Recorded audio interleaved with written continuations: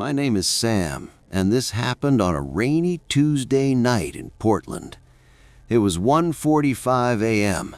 I was about to log off for the night when I got a ping. It was a 45-minute ride, decent payout. The pickup location was at a bar downtown, but the destination was way out in the boonies, near an old industrial park.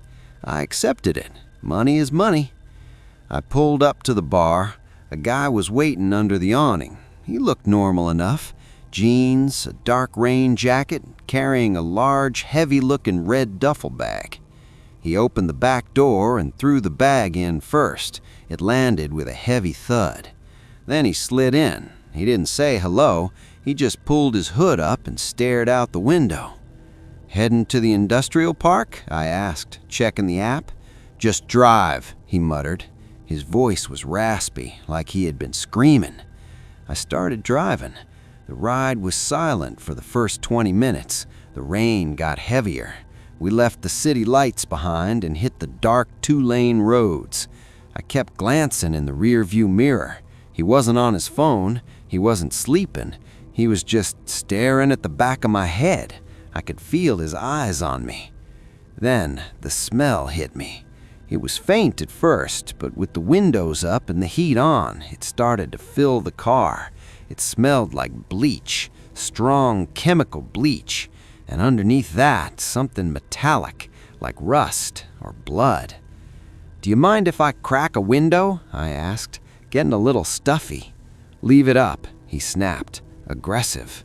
My heart started beating faster. I looked at his hands. He was gripping his knees tight, and I noticed something on his knuckles.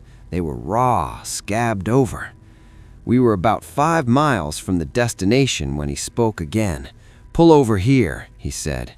We were in the middle of nowhere, just woods on both sides. "The app says the destination is still 5 miles out," I said, trying to keep my voice steady. "I changed my mind," he said. He leaned forward. I could feel his breath on my neck. "Pull over." I saw him reach into his jacket pocket. I panicked. I didn't pull over. I slammed on the gas. "What are you doing? Stop the car," I yelled. I didn't know why I said it. It just came out. He went crazy. He started kicking the back of my seat. He grabbed the headrest and tried to choke me from behind. I swerved hard to the right, trying to knock him off balance. He slammed against the door. I saw a gas station coming up on the right. It was closed, but the lights were on. I screeched into the lot, jumped the curb, and slammed on the brakes. I unbuckled and bailed out of the car before it even came to a full stop. I ran toward the gas station booth, screaming for help. The man didn't chase me. He scrambled out of the back seat. He grabbed his red duffel bag. He looked at me one last time, a look of pure hatred, and then he sprinted into the woods behind the gas station. I called 911. The police arrived 10 minutes later. They searched the woods but couldn't find him. The rain had washed away his tracks. But they searched my car. In the back seat, on the floor mat where his red duffel bag had been, there was a puddle.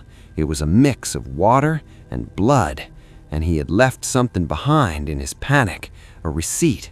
It had fallen out of his pocket. It was a receipt from a hardware store, time-stamped 10 p.m. that same night. The items listed: 1 gallon of bleach, 1 hacksaw, 1 box of heavy-duty trash bags, 1 shovel. The police traced the credit card used to buy the items. It belonged to a man who had been reported missing that morning. The passenger wasn't the owner of the card. He was the one who had taken it.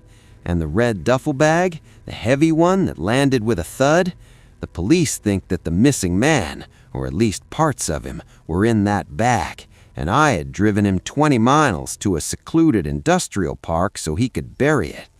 I quit driving that night. I sold the car. I couldn't get the smell of bleach out of the upholstery. And now, whenever I see a red duffel bag, I feel sick to my stomach.